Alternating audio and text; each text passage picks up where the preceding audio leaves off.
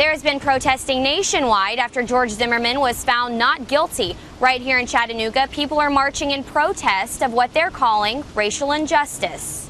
I felt frustrated, but I also feel hopeful that this will be a moment where people really come together in that righteous anger and those sad feelings that they have to implement solutions to the problems that our communities are facing. Ashley Henderson with Concerned Citizens for Justice believes ending nationwide social injustice begins in small communities like Chattanooga.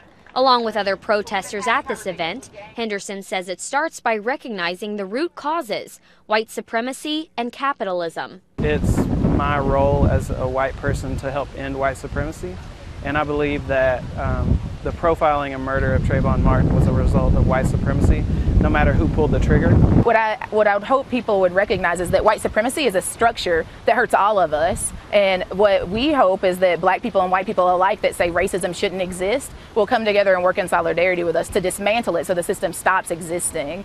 Protesters marched and waved signs in hopes of sparking positive change for the next generation. For one marcher, that includes her 8-year-old nephew. I also felt encouraged and motivated to get to organizing, to organize this rally, to organize to where we can go ahead and get the world changed to where it's safe for people like my nephew to live and not be murdered. Meanwhile, hundreds of people have taken to Facebook to voice their support of the verdict. Angela Sisk wrote, "If you teach hate at your teach-in, that is what you'll get in return. If you don't stop making this about race and rather humanity, you are inevitably making the problems worse." Madeline Doherty commented, "The system didn't fail. It did exactly what it was designed to do."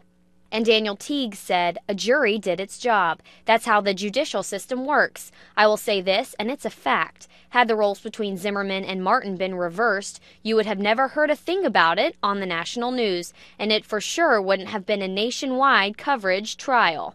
Around 50 people showed up for today's protest hosted by Concerned Citizens for Justice.